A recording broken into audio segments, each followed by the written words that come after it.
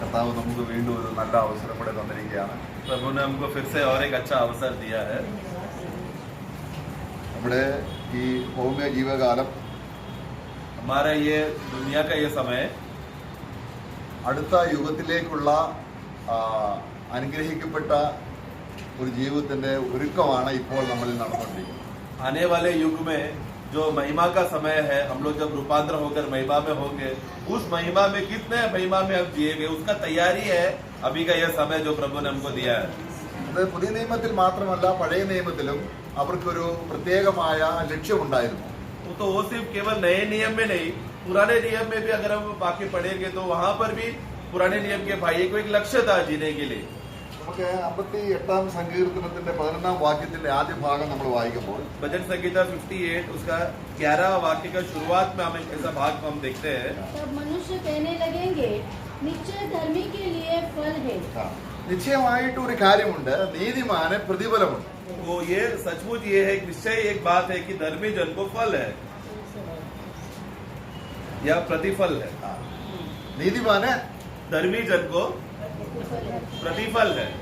നമ്മൾ പുതിയ നിയമത്തിലേക്ക് വരുമ്പോൾ नए नियम में हम पढ़ते हैं എല്ലാ വിശ്വാസികളും നീതിവാന്മാരാണ്. हर एक विश्वासी धर्मी लोग हैं, എന്നാൽ എല്ലാ വിശ്വാസിക്കും ഒരു പ്രതിഫലം കിട്ടുമെന്ന് ഉറപ്പിച്ച് പറയാനും കഴിയും. परंतु हर एक विश्वासी को प्रतिफल मिलेगा करके ये बहुत हम कंफर्म करके बोल नहीं सकते.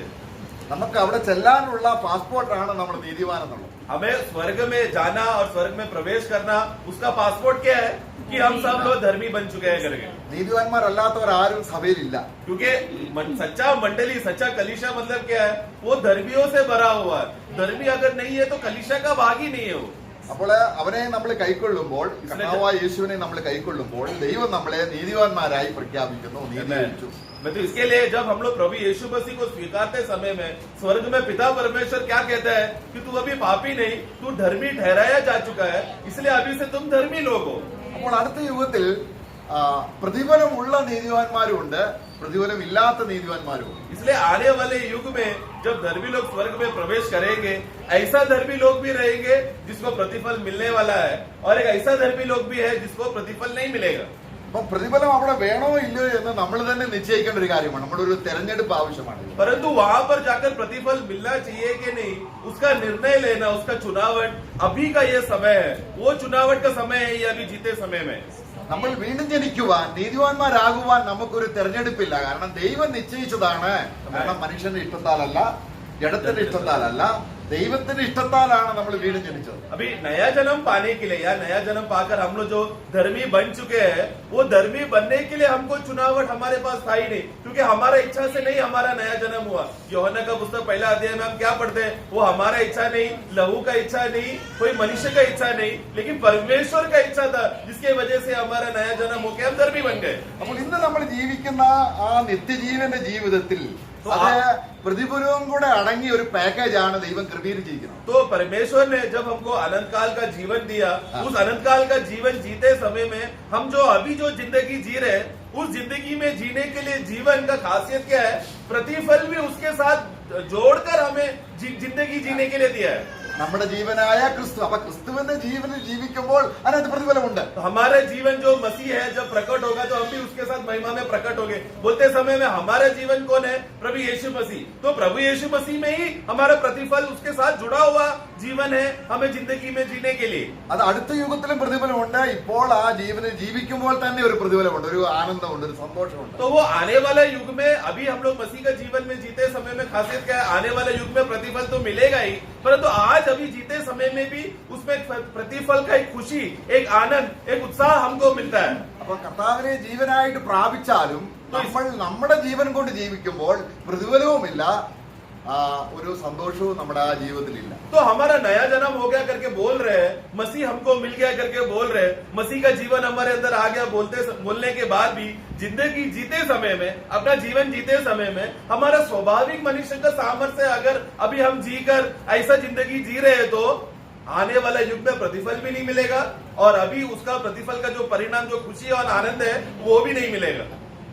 അപ്പോൾ കർത്താവിന്റെ ആ ജീവന്റെ സമൃദ്ധി, ജീവൻ ഉളവാകേണ്ടതിന് സമൃദ്ധമായ ജീവൻ, ആ ജീവൻ ജീവിക്കുമ്പോൾ സമൃദ്ധമായ പ്രതിഫലവുമുണ്ട്. तो इसके लिए प्रभु का जीवन का खासियत क्या है? उस जीवन में जितना हम लोग जीते समय में वो जीवन हमारे अंदर बहुतायत से बढ़ते रहता है. उस बहुतायत का जीवन में प्रतिफल भी जुड़ा हुआ है. അപ്പോൾ അതിന്റെ ചില പ്രായോഗിക വശങ്ങളാണ് ലേഖനങ്ങളിലൂടെ ദൈവാത്മാവ് രേഖപ്പെടുത്തിയിരിക്കുന്നത്. तो उसका दुनिया में जब हम जीते समय में, प्रैक्टिकल लाइफ में किस रीति से जीते समय में किस रीति से प्रभु कार्य करता है करके वो जब हम पत्रों में या लेखाओं में पढ़ते समय में वहां पर बताया है. നമ്മൾ കൊലോസ്യ ലേഖനം 3-ാം അധ്യായം कोलोस्यों का पुस्तक 3रा अध्याय അതിന്റെ 25-ാം വാക്യം വായിക്കുമ്പോൾ उसका 25वां वाक्य में हम पढ़ते हैं, ദൈവസഭയോട് പറയുന്നതാണ്, प्रभु अपना मंडली से कहता है എല്ലാവരും നീതിമാന്മാരാണ്, सभी लोग धर्मी जन है, പക്ഷെ പ്രതിഫലം കിട്ടാത്ത ഒരു കൂട്ടം നീതിമാന്മാരെ കുറിച്ചുള്ള പറയുകയാണ്. लेकिन बिना प्रतिफल, जो प्रतिफल जिसको नहीं मिलेगा उस प्रकार के लोगों के बारे में कहता है 25-ാം വാക്യത്തിൽ 25वां वाक्य में. क्योंकि जो बुरा करता है वह अपनी बुराई का फल पाएगा. ഓക്കെ, वहाँ किसी का पक्षपात नहीं. ഇത് നമ്മളെ സഭയ്ക്ക് പുറത്തുള്ള ആളെ കുറിച്ചല്ല. ये कलीसिया के बाहर के लोगों के लिए ऐसा नहीं सोचना. അന്യായം ചെയ്യുന്നവന് जो अन्याय करता है ഒരു പ്രതിഫലമില്ല. उसको प्रतिफल नहीं. അപ്പൊ എന്താണ് ഇവിടെ പറയുന്ന അന്യായം എന്നുള്ളത് നമ്മൾ ശരിക്കും മനസ്സിലാക്കണം. तो वो क्या है जो बुरा करता है या गलत काम करता है? वो क्या है वो बुरा काम जिसका परिणाम ये है कि उसको प्रतिफल नहीं मिलेगा? നമുക്ക് അവിടെ അതിന്റെ 3-ാം അധ്യായത്തിന് 22 മുതൽ 24 വരെയുള്ള വാക്യങ്ങൾ വായിക്കുമ്പോൾ उसी 3रा अध्याय का 22 से 24 जब पढ़ते समय में അതിന്റെ അവസാനം പറയുകയാണ് അന്യായം ചെയ്യുക. നമ്മ മുകളിൽ പറഞ്ഞ കാര്യങ്ങൾ ക്രിസ്തു ജീവനിൽ പ്രായോഗികമായി കൊണ്ടുവരാത്തവർക്ക് അടുത്ത യുഗത്തിൽ ഒരു പ്രതിഫലമില്ല. കാരണം അവരെ അന്യായമാണ് ജീവിക്കുന്നത്. കാരണം സ്വന്തം ജീവനിൽ ജീവിക്കുകയാണ്, ദൈവത്തിന്റെ ജീവനിൽ ജീവിക്കുന്നില്ല. 22 से लेकर 24 वाक्य जब पढ़ते समय में वो पढ़ने के बाद, वो बातें बोलने के बाद 25वां वाक्य में बोला है कि जो गलत करता है, जो बुरा रीति से जीते समय में उनको प्रतिफल नहीं मिलेगा. അപ്പോൾ ഇവിടെ നമുക്കിത് ഈ കാര്യം ഇവിടേക്ക് നമ്മൾ തിരിച്ചു വരും. इस भाग में हम लोग वापस आएंगे. ഇത് മനസ്സിലാക്കാനായിട്ട് നമുക്ക് വേറൊരു ഭാഗം നോക്കാം. ये बात को समझने के लिए दूसरा भाग हम पढ़ेंगे. ഇതേ കാര്യം തന്നെ പൗലോസ് പറയുന്ന വേറൊരു ഭാഗം यही बात पौलुस दूसरा जगह पे कहता है. നമ്മളെ 1 തീമോത്തിയോസ് 6-ാം അധ്യായം पहला तीमोथी 6वां अध्याय അതിന്റെ 1-2 വാക്യങ്ങൾ വായിക്കുമ്പോൾ उसका 1 और 2 जब हम पढ़ते हैं, മുഖത്തിന് കീഴെ ദാസന്മാരായിരിക്കുന്നവരെ കുറിച്ചൊരു കാര്യം പറയുകയാണ്. जुआ के नीचे अधीन होने वाला कुछ गुलामों के बारे में कहता है. അത് തന്നെയാണ് നമ്മൾ നേരത്തെ കൊലോസ്യ ലേഖനത്തിൽ വായിച്ചത്. वही हमने कोलोसे में भी पढ़ा था. അവര് ക്രിസ്തുവിന്റെ ജീവനിൽ ജീവിച്ചാൽ, പ്രതിഫലം കിട്ടുന്ന ജീവനിൽ ജീവിച്ചാൽ ദൈവനാമത്തിന് ദൂഷ്യം വരുത്തില്ല, ദൈവവചനത്തിന് ദൂഷ്യം വരുത്തില്ല എന്നാണ് വായിച്ചത്. അവിടെ 2-ാം വാക്യം വായിച്ച് तो उसका जब वो वाक्य पढ़ते समय में वहां पर ऐसा कहता है कि ये जो गुलाम या जो दास, पहला वाक्य में ये दास जब जीते समय में ये लोग किस प्रकार का जीवन में जीना चाहिए? मसीह का जीवन में जीना चाहिए. मसीह का जीवन का खासियत क्या है कि हमको प्रतिफल मिलेगा, उस प्रकार का जीवन है. वो प्रतिफल मिलने वाला जीवन में एक गुलाम, एक दास जब जीते समय में यहाँ पर उसका खासियत क्या होगा? वो परमेश्वर का नाम और परमेश्वर को उपदेश को कोई भी प्रकार का लज्जा करने या निंदा करने का अवस्था नहीं होगा. അപ്പം അവിടെ ഇല്ലെങ്കിൽ യജമാനന്മാർ കീഴ്പ്പെട്ടിരിക്കുന്ന നമ്മുടെ പ്രായോഗിക ജീവിതത്തിൽ നമ്മളൊക്കെ ഏതെങ്കിലും ജോലി, ഹോസ്പിറ്റലോ അല്ലെങ്കിൽ ഓഫീസിലോ ഒക്കെ ജോലി ചെയ്യുമ്പോൾ നമുക്ക് സൂപ്പർവൈസറായിട്ട്, നമുക്ക് യജമാനന്മാരായിട്ട് പലരും ഉണ്ട്. तो मालिक के नीचे हमें अधीन रह रहा है करके वचन कहता है. तो हम लोग दुनिया में जब जीते समय में कुछ लोग हॉस्पिटल में काम करते हैं या ऑफिस में काम करते हैं, अलग अलग जगहों पे काम करते समय में हमारा सुपीरियर्स रहता है. हमसे बड़ा जो हमारा मैनेजर, जो हमारा बातें देखता है, वो हमारा मालिक है. അപ്പോൾ അവരെ നമ്മൾ എന്ത് ചെയ്യുന്നു? उनको हमें क्या करना है? നമുക്ക് നന്മ കിട്ടുന്നത് കൊണ്ട്, क्योंकि अभी वो इसका काम का खासियत क्या? वाक्य 2 पढ़ना. इनके स्वामी विश्वासी है. हाँ. उन्हें वे भाई होने के कारण तुच्छ न जाने. നമ്മുടെ വിശ്വാസികളുടെ യജമാനുള്ള കാര്യമല്ല, നമ്മൾ അവിടേക്ക് വരും. हाँ, आगे पढ़ना. വിശ്വാസി അല്ലെങ്കിൽ പോലും, നമ്മുടെ ബോസ് വിശ്വാസി അല്ലെങ്കിൽ പോലും നമ്മൾ എങ്ങനെ ചെയ്യും? അദ്ദേഹത്തെ വളരെയധികം ബഹുമാനിക്കുന്നുണ്ട്, ആദരിക്കുന്നുണ്ട്, നമ്മൾ അവരെ സേവിക്കുന്നുണ്ട്. आगे पढ़ना. वरन उनकी और भी सेवा करे. हाँ. क्योंकि इससे लाभ उठाने वाले विश्वासी. देखो इस पे लाभ उठा, वहां पर मैं वो वाक्य के लिए मैं विषय यहाँ पर लिया, लाभ उठाने वाला विश्वास. अभी मालिक के अधीन रहते. अभी दूसरा वाक्य कौन सा मालिक के बारे में बोल रहे हैं? जो विश्वासी मालिक है. उस विषय में हम लोग और गहराई में आएंगे, लेकिन पहला वाक्य को हम लोग बेस पकड़ रहे हैं. हमारा मालिक को अविश्वासी रहा तो भी उसको हमें सेवा करना है, क्योंकि मालिक का सेवा करते समय में, उस मालिक के अधीन रहते समय में वो उसके अंदर जो लाभ मिला वो लाभ हमने उठाया है. इसके लिए क्या करना चाहिए? और भी विश्वास योग्यता से हमें उनका सेवा करना है. ഇപ്പോൾ ഗവൺമെന്റ് സർവീസിലുള്ളവരെ സെർവന്റ് ഓഫ് നേഷൻ അല്ലെങ്കിൽ സെർവന്റ് ഓഫ് ഗവൺമെന്റ് എന്നാ പറയുന്നത്. अभी जो गवर्नमेंट सरकार नौकरी करते समय में वो लोग क्या बोलते हैं, सरकार का नौकर, यानी कि क्या, सरकार के अधीन में एक सेवक है करके वो पदवी है उनका. ഇപ്പൊ കർത്താവിന്റെ ദാസൻ മിലിറ്ററിയിലായിരുന്നപ്പോൾ മിലിറ്ററിയെ സേവിക്കുക, രാജ്യത്തെ സേവിക്കുകയായിരുന്നു. जब प्रभु का दास मिलिट्री में काम करते समय में वो नौकरी में वो क्या था, देश का सेवा कर रहा था. അപ്പോൾ അതിന് മുകളിലിരിക്കുന്ന യജമാനന്മാർ, मतलब उसके ऊपर बैठे हुए, उनके ऊपर बैठे हुए जो मालिक लोग हैं, നമ്മൾ എന്ത് ചെയ്യുന്നു? हम क्या करते हैं, അവിശ്വാസിയാണെങ്കിലും भले ही वो अविश्वासी क्यों ना हो, നമ്മൾ വളരെയധികം മാനിക്കുന്നുണ്ട്. हम उनका बहुत आदर करते हैं.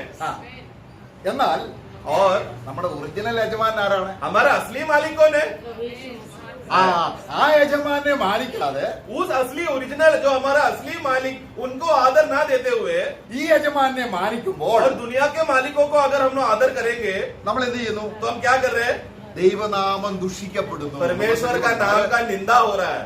ഇത് സാത്താൻ നമ്മളിൽ ചെയ്യുന്ന നമ്മുടെ ആത്മീയ യുദ്ധത്തിന്റെ ഒരു ഭാഗം തന്നെയാണ്. तो हम लोग इतना दिनों से आत्मिक युद्ध के बारे में हम वो क्लास प्रभु का दास ले रहा था, उसी का एक भाग है करके समझ लो. तो शैतान बहुत चालाकी से, चतुराई से वो क्या कर रहा है, हमारे द्वारा परमेश्वर का नाम निंदा हो सके ऐसा कार्य हमारे जीवन में करवा रहा है. അപ്പോൾ ഒരു ലോകത്തിൽ നമ്മൾ ജീവിക്കുമ്പോൾ, ഒരു യജമാനെ സേവിക്കുമ്പോൾ, അവിശ്വാസി യജമാനെ സേവിക്കുമ്പോൾ, നമ്മൾ ക്രിസ്തുവിന്റെ മുഖത്തിന് ആണ് എന്നുള്ള ഒരു വിശ്വാസം വന്നിട്ട് ആ ജീവനിൽ വേണം ആരെ നമ്മൾ റെസ്പെക്ട് ചെയ്യാൻ. तो इसके लिए जब एक व्यक्ति जब काम करते समय में उसके ऊपर किसका जुआ आया है, प्रभु यीशु मसीह का जुआ आया है. तो ये दुनिया में वो जीते समय में, जब वो काम करते समय में, कोई भी प्रकार का मालिक का वो सेवा क्यों ना करो, भले वो विश्वासी हो या अविश्वासी हो, अच्छा हो या बुरा हो, किसी का भी हम सेवा करते समय में विश्वासी के अंदर किसका जुआ है, प्रभु यीशु मसीह का जुआ है. तो वो जुआ उठाकर विश्वास योग्यता से अपना मालिक का सेवा कर रहा है. നമ്മുടെ പ്രായോഗിക ജീവിതത്തിൽ വളരെയധികം അനുദിന ജീവിതത്തിൽ നമ്മൾ കൈകാര്യം ചെയ്തൊരു വിഷയമാണ്. देखो हमारे व्यक्तिगत जीवन में बहुत बार, क्योंकि हम लोग प्रतिदिन ये जिंदगी जीवन जीते समय में ये सब बातें करने वाली बातें हैं. അപ്പൊ നമ്മൾ അന്യായം ചെയ്യുകയാണ്. ക്രിസ്തുവിന്റെ ജീവനിൽ ആകാതെ നമ്മുടെ സ്വയ ജീവനിൽ നമ്മളെ ആൾക്കാരെയൊക്കെയും ബഹുമാനിക്കുക, പക്ഷെ യേശുവിന് ബഹുമാനമില്ലാതെ വരുമ്പോൾ സംഭവിക്കുന്നു, നിത്യജീവൻ ലഭിച്ച തന്ന കർത്താവിനോട് നമ്മൾ അന്യായം ചെയ്യുന്നു. तो हम लोग गलत काम कर रहे हैं. कोलोस्से की पुस्तक में कहा, जैसे हमने पढ़ा कि तुम गलत कर रहे हो, या कोई परिभाषा में अन्याय कर रहे हो. क्यों, क्या हम लोग गलत किया हमने, कि यीशु मसीह का जीवन मिलने के बावजूद भी हम अपना जीवन जीने के लिए अपना स्वयं का जीवन के मदद से हम जीकर लोगों के सामने थोड़ा आदर और इज्जत हमने कमा लिया. संसार का मालिक को बहुत हमने इज्जत दे दिया, लेकिन हमारा सचमुच प्रभु है उनको ना आदर करते हुए उनका अपना स्वयं का जीवन जीकर हम क्या कर रहे हैं, उनको हम लोग अनादर कर रहे हैं. അപ്പോൾ ആ വ്യക്തി इस प्रकार का विश्वासी या व्यक्ति, ആരാധനയ്ക്ക് വരുമ്പോൾ ऐसा व्यक्ति आराधना में आ रहा है കർത്താവിനെ ആരാധിക്കുകയാണ്. और वो प्रभु का आराधना कर रहा है. ആരാധിക്കുമ്പോൾ ഏത് ജീവനിലാണ് ആരാധിക്കുന്നത്? आराधना करते समय में कौन सा जीवन से आराधना कर रहा है, स्वयं जीवन. കാരണം ഈ നിത്യജീവന്റെ പാക്കേജ് എന്ന് പറയുന്നത് क्योंकि अनंत काल का जीवन का खासियत यह है कि ദൈവത്തെ സേവിക്കുന്ന സേവനമാണ്. അത് ആരാധനയ്ക്ക് ഒരു 2 മണിക്കൂർ വന്ന് പ്രാർത്ഥിച്ചു പിന്നെ ദൈവത്തെ സേവിക്കേണ്ട എന്നൊരു നിലയല്ല. तो जिसको अनंत काल का जीवन मिल गया, जिसका नया जन्म हो गया, उसको प्रभु अनंत काल का जीवन देता है, परमेश्वर का जीवन देता है. ये परमेश्वर का जीवन का खासियत क्या है कि वो अभी सदा प्रभु का सेवा करते रहेगा, निरंतर सेवा करते रहेगा. इस प्रकार का जीवन का सामर्थ्य है वो जीवन जो प्रभु ने हमको दिया. थोड़े देर 2 घंटे के लिए चलो आओ मैं आराधना किया, मंडली में आया, हाजिरी देकर गया, और फिर बात दुनिया में जीते समय में संसार का सेवा, शैतान का सेवा, स्वयं का सेवा, ऐसा नहीं है नया जन्म पाया विश्वासी. നമ്മുടെ ആയുഷ്കാലം മുഴുവൻ നമ്മളത് യൂക്കോസിന്റെ സുവിശേഷം 1-ാം അധ്യായം 72 മുതലുള്ള വാക്യങ്ങൾ വായിക്കുമ്പോൾ നമ്മുടെ ആയുഷ്കാലം മുഴുവനും നീതിയിലും വിശുദ്ധിയിലും ദൈവത്തെ നമ്മൾ ആരാധിക്കും അല്ലെങ്കിൽ സേർവ് ചെയ്യുമെന്ന് അബ്രഹാമിനോട് ചെയ്ത വാഗ്ദത്തമാണ് നമുക്ക് പുതിയ നിയമത്തിൽ നിത്യജീവനായി ലഭിച്ചിരിക്കുന്നത്. तो हम लोग लूका का पुस्तक पहला अध्याय उसका खाली 75 पढ़ना, लूका 1 का 75. के सामने पवित्रता और धार्मिकता, हाँ. धार्मिकता से जीवन भर हमें क्या करना है, निर्णय रहकर का सेवा करना. ये अब्राहम को दिया हुआ प्रतिज्ञा का ये बात आज हम लोग आत्मा में नया जीवन मिलने के बाद क्या कर रहे हैं, जीवन भर जितना भी भूमि में हमें समय मिला है वो पूरा समय पवित्रता के साथ, धार्मिकता के साथ हम परमेश्वर की उपस्थिति में सेवा कर रहे हैं. അത് യുഗത്തിൽ മാത്രമല്ല, वो सिर्फ इसी युग के लिए नहीं, ഈ യുഗം വിട്ടാലും നമ്മൾ ആ ജീവനെ ദൈവത്തെ സേർവ് ये ചെയ്യാം. युग हो जाने के बाद भी वो युग में कौन सा जीवन में हम जी रहे हैं, परमेश्वर का जीवन में ही जीकर सेवा कर रहे हैं। ദൈവത്തെ സേവിക്കുകയാണ്. तो वहां पर भी हम परमेश्वर का सेवा कर रहे हैं। എത്ര വർഷം? कितना साल? 60-70 അല്ല. 60-70 साल रहेगा क्या अगले युग में? ആ, കാരണം कितना साल रहेगा? ഇവിടെ ഗവൺമെന്റ് സർവീസിൽ ഇരിക്കുന്ന ആള് 10-20 കൊല്ലം സെർവ് ചെയ്യുമ്പോൾ അതിന് ബെനിഫിറ്റ് കിട്ടുന്നുണ്ട്. तो यहाँ पर जब हम लोग दुनिया में जीते समय में एक सरकारी नौकरी किया तो वो सरकार का नौकरी करते समय में 20 साल 30 साल 40 साल 50 साल उसका लाभ हमको मिल रहा है। कभी कभी बोनस मिलता है, बहुत सारे फायदा हमको मिलता है ना। അപ്പോൾ നിത്യനായ ദൈവത്തെ നിത്യജീവനിൽ സെർവ് ചെയ്താൽ ഉള്ള പ്രതിഫലം എന്താണ് പ്രിയമുള്ളവരെ? तो जरा सोचो सनातन का परमेश्वर जो अनंत काल का परमेश्वर है, आदि से जीने वाला वो परमेश्वर जब हमको अनंत काल का जीवन दिया, ऐसा परमेश्वर को जब हम सेवा करते रहेगा तो कितना बड़ा बोनस मिलने वाला है प्रियो। നമ്മൾ ജോലിയിൽ നിന്ന് റിട്ടയർ ചെയ്താലും നമുക്ക് പെൻഷൻ കിട്ടിക്കൊണ്ടിരിക്കും അല്ലേ? हम लोग अभी रिटायर हो जाने के बाद भी पेंशन बोल के बोनस मिल रहा है ना हमको। പക്ഷെ ആള് മരിച്ചു കഴിഞ്ഞാലോ? और परंतु अगर वो व्यक्ति मर गया तो അതിന്റെ ഹാഫ് വൈഫിന് കിട്ടും, आधा भाग पत्नी को मिलेगा। പിന്നെ വൈഫ് മരിച്ചു കഴിഞ്ഞാൽ പിന്നെ അപ്പോൾ എന്നാൽ ഈ പാക്കേജ് എങ്ങനെയാണ്? तो पत्नी भी मर गया तो फिर वो बोनस उधर रुक जाएगा। परंतु प्रभु ने दिया हुआ अनंत काल के जीवन में खासियत क्या है? മരണമേ ഇല്ല. वो व्यक्ति को फिर मृत्यु ही नहीं है, കിട്ടിക്കൊണ്ടേയിരിക്കും. उसको लाभ मिलते रहेगा, फायदा मिलते रहेगा। അപ്പോൾ ഇത് ഒരു ബാഹ്യ കാര്യങ്ങൾ കൊണ്ട് ദൈവാത്മാവ് നമുക്ക് കാണിച്ചു തരികയാണ്. तो ये बाहरी रूप में दुनिया में चलने वाला है उदाहरण से लेकर प्रभु एक बहुत बड़ा बात गहराई का सच्चाई बताना चाहता है प्रभु। ഇനി വേറൊരു കാര്യം നമ്മൾ നോക്കുമ്പോൾ अभी दूसरा एक बात को देखेंगे तो നമ്മുടെ ഓഫീസിൽ ജോലി നമ്മുടെ ബോസ് ഒരു വിശ്വാസിയാന്നിരിക്കട്ടെ, जरा सोचो अभी हमारा मालिकों ने एक विश्वासी मालिक है അല്ലേ?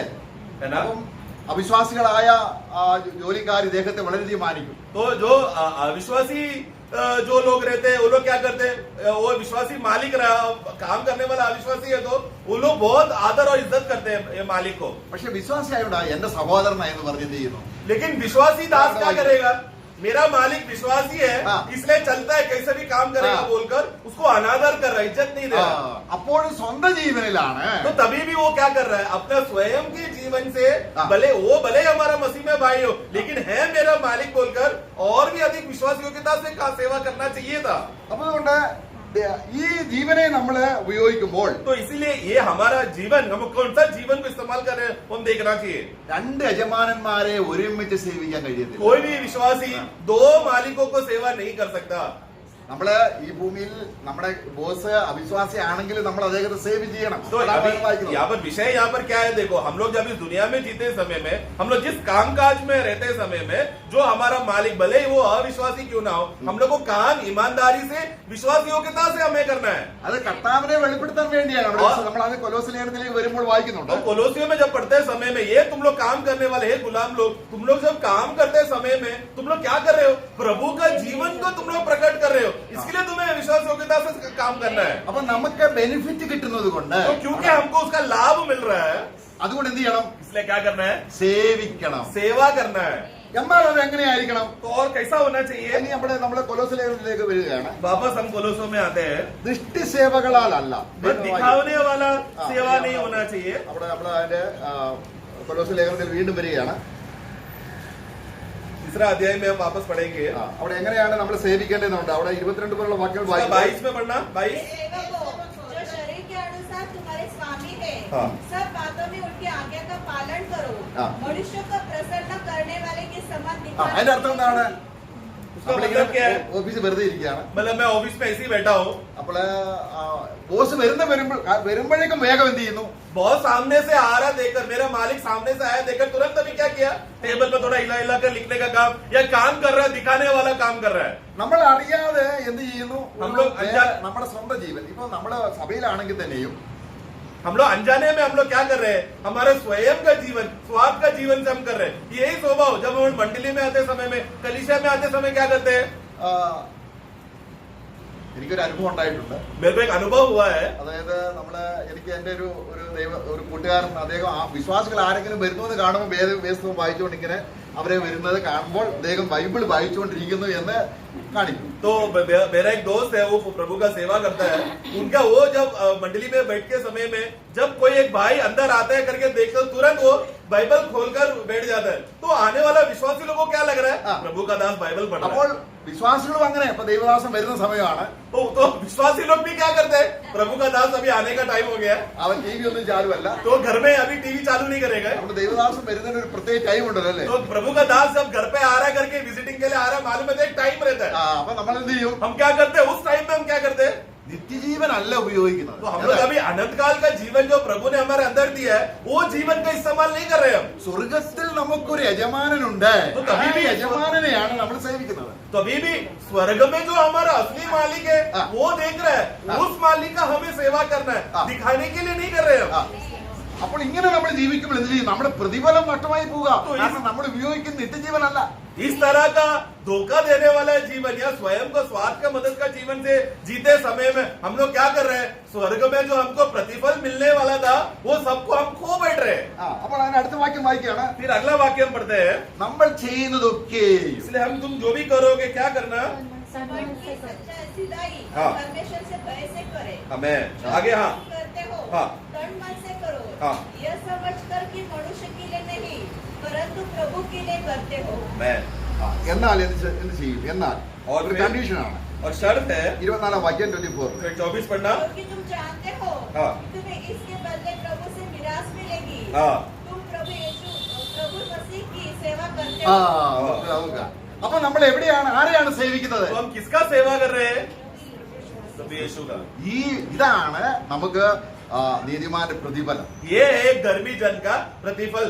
അങ്ങനെ നിത്യജീവിതം സേവിക്കുമ്പോൾ इस तरह अनंत काल का जीवन के मदद से जब वो प्रभु का सेवा कर रहा है, ഇത് ആത്മാവിന്റെ ഒരു സന്തോഷമാണ്. इसके अंदर ऐसा करने वाला व्यक्ति को आत्मा में एक आनंद है. ഈ കാര്യം മനസ്സിലാക്കിക്കൊണ്ട് വേണം നമ്മള് റോമാലേഖനം 14 അധ്യായത്തിൽ വായിക്കേണ്ടത്. ये बात को समझकर हम लोग रोमियो का पुस्तक अध्याय 14 को हमें पढ़ना है. റോമാലേഖനം 14 അധ്യായത്തിൽ रोमियो का पुस्तक 14 अध्याय. നിത്യജീവൻ ഉപയോഗിക്കുന്ന അല്ലെങ്കിൽ നിത്യജീവന്റെ ദൈവത്തിന്റെ ബെനിഫിറ്റ് കിട്ടിയവനാണ് നീതിമാൻ. मतलब धर्मी जन कौन है? जिसको परमेश्वर का लाभ मिला है. ऐसे लोग क्या करते हैं? അവിടെ അതിന് 14 അധ്യായത്തിന്റെ 16 മുതലുള്ള വാക്യങ്ങൾ നമ്മൾ വായിക്കുമ്പോൾ उनका 16 से जब हम पढ़ते समय में 16 से पढ़ना, 14 का 16, 17, 18. हमारे लिए जो भला है उसकी निंदा न होने पाए. हाँ. क्योंकि परमेश्वर का राज्य खाना पीना नहीं हाँ. परंतु धर्म मेल मिलाप और वह आनंद है जो पवित्र आत्मा से होता है. हाँ. जो कोई इस रीति से मसीह की सेवा करता അപ്പൊ है യേശുവിനെ ക്രിസ്തുവിനെ സേവിക്കണമെങ്കിൽ तो मसीह को अगर सेवा करना है तो हाँ. वह परमेश्वर को भाता है हाँ. और मनुष्यों में ग्रहण योग्य ठहरता है. അപ്പൊ അവനെ അങ്ങനെയുള്ള വ്യക്തി ആരാണ്? ऐसा व्यक्ति कौन है? ഓക്കെ, ഇവിടെ വായിക്കുകയാണ്. वहां पर हमने पढ़ा, ഒരാൾക്ക് യേശുവിനെ സേവിക്കണമെങ്കിൽ एक व्यक्ति को अगर यीशु का मसीह का सेवा करना है, അവൻ ആത്മാവ് ഉണ്ടായിരിക്കണം, उसके अंदर आत्मा होना चाहिए ആത്മാവിന്റെ സന്തോഷം ഉണ്ടായിരിക്കണം, और पवित्र आत्मा का आनंद होना चाहिए ആത്മാവിന് നീതിയും സമാധാനവുമാണ്. और धार्मिकता. क्योंकि आत्मा से भर जाना मतलब क्या? हाँ. धार्मिकता और शांति और आनंद है. അപ്പൊ നീതിമാന് പ്രതിഫലം എന്താണ്? तो धार्मिकता का प्रतिफल क्या है फिर? ഇവിടെ വെച്ച് തന്നെ अभी इधर ही दुनिया में ही എന്താണ്? സന്തോഷമാണ്, ആത്മാവിനുള്ള वो സന്തോഷമാണ്. आत्मा का आनंद से भर गया है वो. അങ്ങനെ സ്വർഗത്തിൽ ചെല്ലുമ്പോഴോ फिर स्वर्ग में जाने के बाद അത് പറഞ്ഞറിയിക്കാൻ സന്തോഷം फिर വേണം. वो तो वर्णन अवर्णनीय आनंद से भर जाएगा तब. Praise the Lord. मैं അപ്പൊ നീതിമാന് പ്രതിഫലം ഉണ്ടെന്ന് പറയുമ്പോൾ तो एक धर्मी जन को प्रतिफल है करके बोला तो, मेरा से बोला तो, അത് നമുക്കുണ്ടാകരുത് എന്നാണ് സാത്താൻ ആഗ്രഹിച്ചത്. शैतान का लक्ष्य क्या है? वो धर्मी जन को बिल्कुल प्रतिफल नहीं मिलना चाहिए. हाँ. इसके लिए वो काम कर रहा है. ഏലും രക്ഷ നഷ്ടപ്പെടുത്താൻ കഴിയത്തില്ല. अभी तो उसको मालूम है बच गया, अभी अंधकार से बचकर ज्योति में आ गया, वो उसका उद्धार हो गया, नया जन्म हो गया. अब ये उद्धार खो नहीं सकता, शैतान जानता है. അപ്പൊ അവിടെ വായിക്കുകയാണ്, അവിടെ അങ്ങനെയുള്ള ഒരു വ്യക്തി ऐसा विश्वासी സന്തോഷം അതിൽ ക്രിസ്തുവിനെ സേവിക്കുന്നു. കണ്ടോ? तो ആത്മാവിൽ जो इस बातों में 18 वाक्य में इस हाँ. बातों में मसीह का सेवा करता है, हाँ. इस बातों में ആ, वह परमेश्वर को भाता है. हाँ, ആ അവൻ ദൈവത്തിന് അവൻ ആരാണ്? तो वो ഇഷ്ടപ്രകാരമുള്ള സ്വന്തം മകനെ പോലെയാണ്. तो वो भाता है मतलब क्या है? परमेश्वर को एकदम खुशी और सम्मान मिलते हैं, ये मेरा बेटा है. അപ്പൊ ദൈവത്തെ പ്രസാദിപ്പിക്കാൻ നമുക്ക് കഴിയുന്നത് എങ്ങനെയാണ്? तो परमेश्वर को हम लोग प्रसन्न कैसे कर सकते हैं? യേശുവിനെ സേവിക്കുന്നതിലൂടെ. जो कोई भी यीशु मसीह को हाँ. सेवा करेगा वो परमेश्वर को प्रसन्न करता है. നമ്മളിപ്പോ ഞായറാഴ്ച ഇങ്ങോട്ട് വരികയാണ്. हम लोग बस रविवार का दिन आ रहे हैं, आराधना के लिए आ रहे हैं. നമ്മൾ പറയാണ് ആത്മാവിലും സത്യത്തിലും ആരാധന പോവാ. हम लोग बोल रहे हैं मैं तो आत्मा और सत्य से आराधना किया, आया और चला गया. പക്ഷെ പുത്രനെ സേവിക്കുകയോ പുത്രനെ അനുസരിക്കുകയോ ചെയ്യുന്നില്ല. परंतु जिंदगी में पुत्रों का हम लोग बात नहीं मान रहे, उनका आगे का पालन नहीं कर रहे, उनका सेवा नहीं कर रहे. അപ്പൊ എങ്ങനെ അത് ആരാധന ദൈവം സ്വീകരിക്കുന്നത്? ऐसा आराधना फिर कैसा परमेश्वर स्वीकारेगा? പ്രതിഫലം ഏതിനാണ്? प्रतिफल किस बात पर है? നമ്മൾ പലപ്പോഴും ചിന്തിക്കുന്നത് എന്നെ ദൈവം വിളിച്ചത് ആരാധിക്കാൻ വേണ്ടിയാണ്. कुछ लोगों को ऐसा लगता है कि मुझे प्रभु ने क्यों बुलाया है आराधना करने के लिए. ശരിയാണ്. सही है. പക്ഷെങ്കിൽ ആരാധന എന്ന് പറയുമ്പോൾ നമ്മള് ദൈവത്തെ സേവിക്കുന്നതിനെയാണ് ആരാധന എന്ന് പറയുന്നത്. आराधना का मतलब क्या है? वो व्यक्ति का परिणाम क्या है कि वो हमेशा यीशु मसीह का सेवा में लगा रहता है. वो स्वभाव से भरा हुआ व्यक्ति परमेश्वर का आराधना कर रहा है. ദൈവത്തെ സേവിക്കുന്നവൻ, जो परमेश्वर का सेवा करता है അല്ലെങ്കിൽ ആരാധിക്കുന്നവൻ, या आराधना करता है, യേശു ക്രിസ്തുവിനെ ജീവന തുല്യം സേവിക്കുന്നവനായിരിക്കണം. वो क्या करेगा? ऐसा विश्वासी जिसका जीवन का पूरा समय यीशु मसीह का सेवा करते रहना चाहिए. നമ്മുടെ കർത്താവ് തന്നെ എന്തിനാണ് വന്നത്? हमारे प्रभु यीशु मसीह क्यों आया दुनिया കർത്താവ് में? എന്തിനാ വന്നത്? क्यों आया प्रभु दुनिया में? സേർവ് ചെയ്യാൻ, सेवा करने, അല്ലേ? है ना?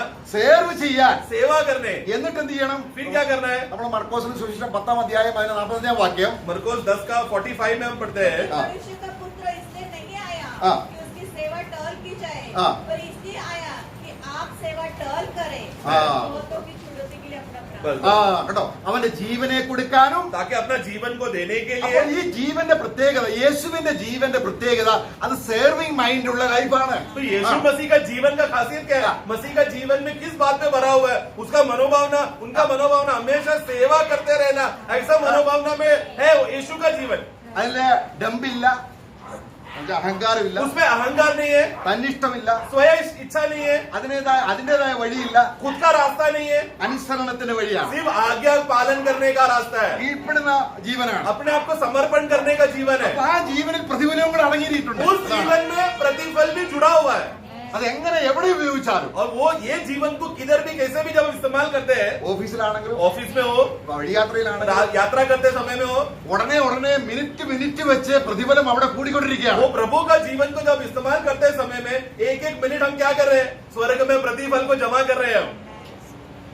പക്ഷെ നമ്മുടെ ജീവൻ ഉപയോഗിക്കുമ്പോൾ परंतु वो ऐसा समय में अगर हमने अपना खुद का जीवन को इस्तेमाल किया, ഈ ജീവൻ ഒന്നും പ്രതിഫലം കൂടെ നോക്കുന്നില്ല. क्यों?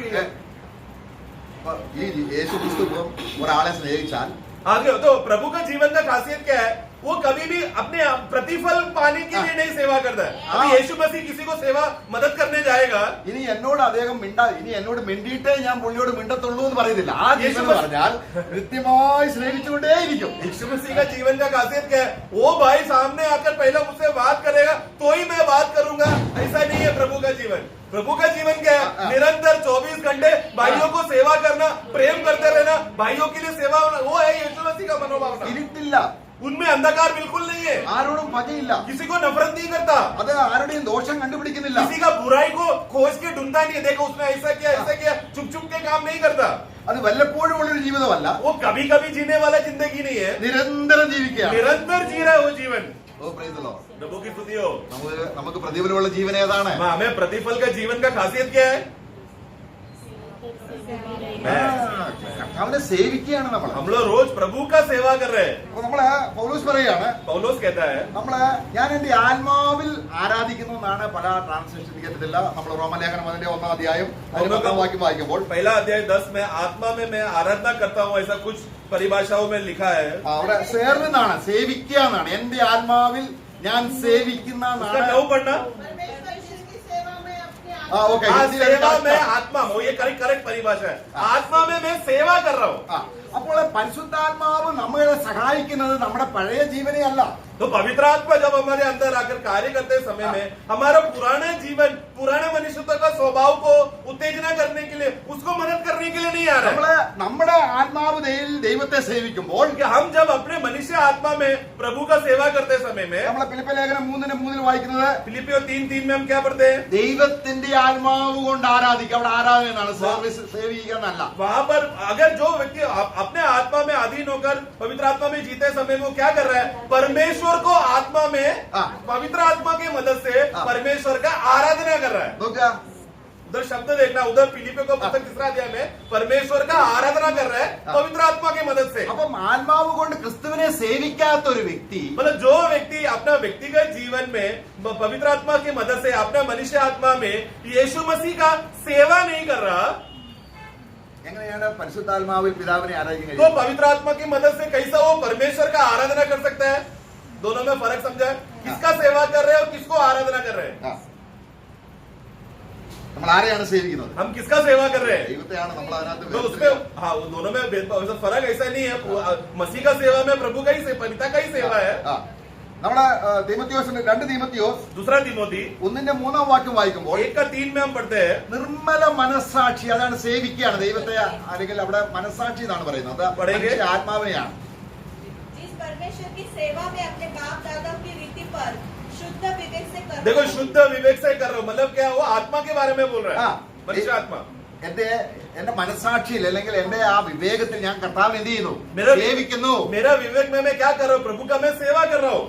ആ വ്യക്തിക്കാണ് उस व्यक्ति को, ഹോളി സ്പിരിറ്റിനാലുള്ള ആ ഒരു അനുഗ്രഹം കിട്ടുന്നത്. ऐसा व्यक्ति को पवित्र आत्मा का बहुतायत का आशीष मिलता रहता है। ആ. അപ്പോൾ ഇവിടെ നമ്മൾ ചിന്തിച്ചു വരുന്ന വിഷയം, यहाँ पर हम जो विषय सोच रहे थे उसका विषय ये है, പഴയ ഈ ഒരു സേവ അല്ലെങ്കിൽ ദൈവത്തെ ഇങ്ങനെ സേവിക്കുവാൻ मतलब जो परमेश्वर को इस रीति से निरंतर सेवा करते रहता है, നമ്മൾ ദൈവത്തിന്റെ ബെനിഫിറ്റ് എന്തൊക്കെ പ്രാപിച്ചു എന്നുള്ളതിന്റെ ഒരു വെളിച്ചം കിട്ടുമ്പോഴാണ് നിരന്തരമായി നമുക്ക് സേവിക്കാൻ तो കഴിയുന്നത്. कौन कौन लोग हैं जिनको हमेशा निरंतर प्रति समय में प्रभु का सेवा कर पाता है? जिन जिन लोगों को प्रभु के द्वारा क्या क्या लाभ मिला, वो लाभ का बोध्य मिलता है, वैसा वो क्या करेगा? परमेश्वर का सेवा करते रहेगा।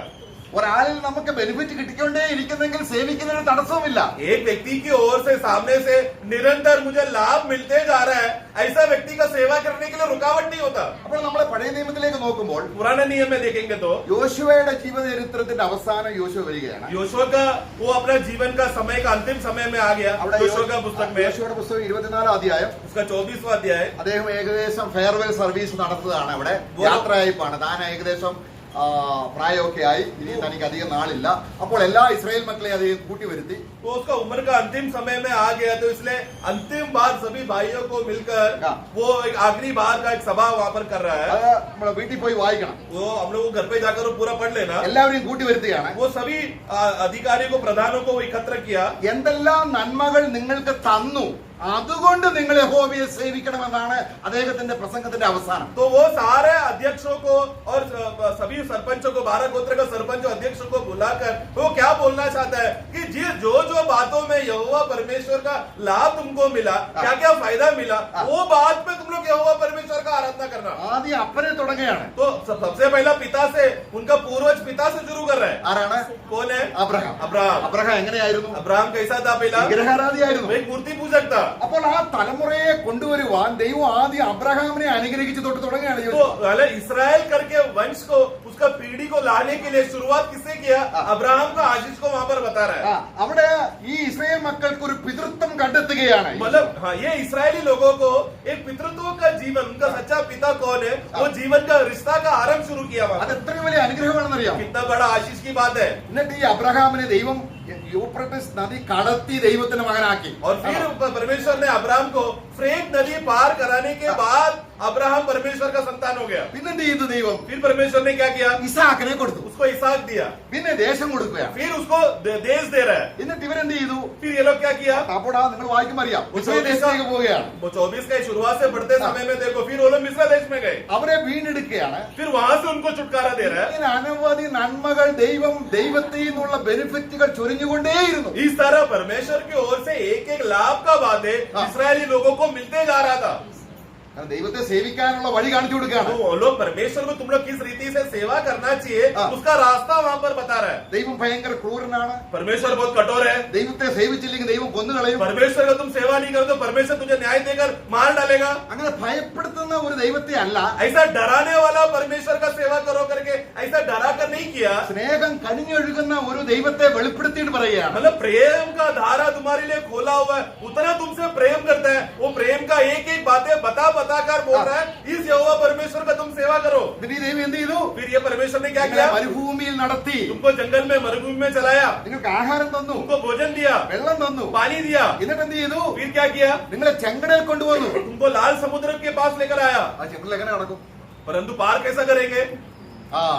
നമ്മുടെ ദൈവം हमारा परमेश्वर നിങ്ങൾക്ക് വേണ്ടി എന്ത് ചെയ്തു? हमारे लिए क्या किया? ചെങ്കടൽ രണ്ടായി വിഭജിച്ചു. उसको रास्ता बना के दिया समुद्र के बीच में പിന്നെ എന്ത് से। ചെയ്തു? फिर क्या किया? യോർദാൻ, योरदान नदी की ओर लाया। അവിടെ എന്ത് ചെയ്തു? वहां पर क्या किया? അവിടെ वहां पर भी അവരോട് പറയാണ്, फिर कहता है, പിന്നെ അവളോട് അടുത്ത ദേശത്തേക്ക് കടക്കുക. फिर वो लोग योरदान नदी पार करके प्रतिज्ञा किया हुआ नगर में प्रवेश कर रहे हैं अभी। അപ്പൊ യോർദാൻ കടന്ന് സ്വന്തം ദേശത്തേക്ക് വന്നാൽ എവിടെയുണ്ട്? എന്തുണ്ട്? जैसे ही अगर योर्दान नदी पार करेगा, प्रतिज्ञा किया हुआ नगर में आएगा, तो क्या होगा वहां पर? 11 वाक्യം വായിക്കാം. उसका 11 वाक्य पढ़ेंगे, योशुआ 24 का 11. यरदन पार होकर यरीहो के पास आए, और जब यरीहो के लोग और एमोरी, परिज्जी, कनानी, हित्ती, गिर्गाशी, हाँ। हिब्बी और यबूसी तुमसे लड़े, हाँ। तब मैंने उन्हें तुम्हारे वश में कर दिया. നോക്കുക. एक लड़ाई അപ്പോൾ हुआ. എവിടെയാണ് ആത്മീയ യുദ്ധം? ഇവിടെ ഇതാണ്. എപ്പോഴാണ് ഇസ്രായേൽ മക്കൾക്ക് ഒരു യുദ്ധം ഉണ്ടായത്? तो अभी यहाँ पर युद्ध यहाँ पर हुआ. कब है इस्राएली लोगों को युद्ध हुआ? यर्दन पार करने के बाद. ആ അതുകൊണ്ടാണ് പലർക്കും ആത്മീയ യുദ്ധം എന്താണെന്ന് അറിയത്തേ ഇല്ല. കാരണം അവരിപ്പോഴും മരുഭൂമിയിലാണ്. तो आज बहुत से लोग आत्मिक युद्ध का अवस्था क्या है मालूम नहीं. अभी भी वो लोग जंगल में ही है. ആ, എന്നാൽ അവരല്ല ചെയ്യുന്നത്. परंतु यहाँ पर देखो, वो इसराइल लोग नहीं युद्ध किया. 12 വാക്യം വായിക്കുമ്പോൾ 12 वाक्य पढ़ना जल्दी. നിന്റെ तुम्हारे आगे बैरों को ഓക്കെ. भेजा। हाँ. और उन्होंने अमोरियों के दोनों राजाओं को तुम्हारे सामने से भगा दिया। हाँ। देखो यह तुम्हारी तलवार या धनुष का काम। देखो ये तुम्हारा हाँ, तलवार हाँ। और धनुष ने नहीं किया. Praise the Lord. Praise the Lord. मतलब इसराइली लोगों का कोई काबिलियत से नहीं वो लोग युद्ध जीते. ഇങ്ങനെ ദൈവം ചെയ്ത നന്മകൾ നിരത്തി നിരത്തി നിരത്തി വെക്കുകയാണ്. इस तरह यहोवा परमेश्वर ने उनको क्या क्या फायदा दिया, क्या क्या लाभ हुआ, एक एक बातें योशुआ वहां पर बता रहा है. ऐसा किया, ऐसा किया, ऐसा किया करके. ഇതിന്റെ 13 വാക്യം. फिर 13वां वाक्य. हाँ. फिर मैंने तुम्हें ऐसा दे दिया हाँ। जिसे तुमने परिश्रम न किया था, और ऐसे नगर भी दिए जिसे तुम्हें न बसाया था, हाँ। और तुम उसमें बसे हो, और जिन दाख और जैतून के बगीचे के फल तुम खाते हो, उन्हें तुमने नहीं लगाया था. 14 വാക്യത്തിൽ 15वां വായിക്കുമ്പോൾ वाक्य. इसलिए अब यहोवा का भय मानकर उसकी सेवा ആ कराई. നോക്കുക. അപ്പൊ ദൈവത്തെ സേവിക്കണമെങ്കിൽ എന്തെല്ലാം നമ്മുടെ മുമ്പിൽ നമ്മൾ കാണണം? तो अभी यहोवा परमेश्वर को अगर सेवा करना है तो सबसे पहले हमें आगे का पहला बातें क्या क्या देखना है. कराई से उन्होंने क्या क्या भलाई हमारे जीवन में किया, हाँ। वो बात को देखकर ही सेवा कर सकते हैं. പുതിയ നിയമത്തിൽ नए नियम में എന്ത് നമ്മളെ തെരഞ്ഞെടുത്തു. हमें നോക്കുക, चुना. ഇത് ദൈവത്തെ യഹോവയെ കർത്താവിനെ സേവിക്കണമെങ്കിൽ अगर प्रभु को सेवा करना है तो ദൈവം ചെയ്ത നന്മകളുടെ നിര ഹോളി സ്പിരിറ്റ് കാണിച്ചു തരണം. सबसे पहला बात, एक विश्वासी नए नियम में अगर प्रभु का सेवा करने के लिए अगर उसको मनोभावना को खोलना है तो अതാണ് നമ്മുടെ- पवित्र आत्मा पहला क्या करेगा, ये प्रभु के द्वारा तेरे जीवन में क्या लाभ हुआ, क्या फायदा हुआ, वो बातें पवित्र आत्मा बताएगा. അപ്പോൾ 1 കൊരിന്ത്യർ അതിന്റെ 2-ാം അധ്യായത്തിന്റെ 9 മുതലുള്ള വാക്യങ്ങൾ വായിക്കുമ്പോൾ पहला कोरिन्थी 2 का 9वां वाक्य से जब हम पढ़ते समय में ദൈവം നമുക്ക് തന്നത് അറിവാനായി ലോകത്തിന്റെ ആത്മാവിനെ അല്ല, പരമേശ്വരൻ- ദൈവത്തിന്റെ ആത്മാവിനെ. അപ്പൊ ദൈവത്തിന്റെ ആത്മാവുള്ളവന് ഇതൊക്കെ കാണുമ്പോൾ ഭയങ്കര സന്തോഷമാണ്. ആമേൻ. നീതിയും സന്തോഷവും സമാധാനം കൊണ്ട് അവൻ നിറയുകയാണ്. तो पहला कोरिन्थी 2 का 9 में पढ़ते समय परमेश्वर ने हमें क्या क्या बातें हमें दिया है, ये बातें समझने के लिए हमें संसार का आत्मा नहीं बल्कि पवित्र आत्मा हमको दिया गया है. मतलब जिसके अंदर एक बार पवित्र आत्मा आ गया, वो पवित्र आत्मा के द्वारा प्रभु ने क्या क्या बातें किया है करके वो व्यक्ति को, विश्वासी को स्पष्ट रीति से बातें समझ में आने लगता है, ग्रहण करने लगता है. ऐसा ग्रहण किया विश्वासी क्या करेगा, वो आनंद से भर जाएगा. അല്ലേ? നമ്മളെ തെരഞ്ഞെടുത്ത് ഈ കോടിക്കണക്കിന് ആൾക്കാരുടെ ഇടയിൽ നമ്മളെ തെരഞ്ഞെടുത്തത് ദൈവത്തിന്റെ കൃപയല്ലേ? तो जरा प्रियो जरा सोचो, एक करोड़ों अरबों लोगों के बीच में से हमें चुना करके, मुझे चुना करके बोला, तो ये प्रभु का अनुग्रह और दया नहीं है क्या? അല്ലേ? है ना? Praise the Lord. യേശുക്രിസ്തു മരിച്ചത് കൊണ്ട് എന്തെല്ലാം അനുഗ്രഹമാണ് നമുക്ക്. यीशु मसीह मरने की वजह से उसका फायदा क्या क्या हुआ हमें, ആദ്യം തന്നെ നമ്മളത് കണ്ടു. ये बात शुरुआत में हमने देखा. ഇസ്രായേൽ മക്കൾക്ക് ഒരു പിതാവിനെ നേടിക്കൊടുത്തു. योशुआ क्या कह रहे हैं, देखो इसराइल को सबसे पहला क्या किया, उनको एक पिता मिला. ആ പിതാവിന്റെ പുത്രനായ ഇസാക്കിനെ കൊടുത്തു.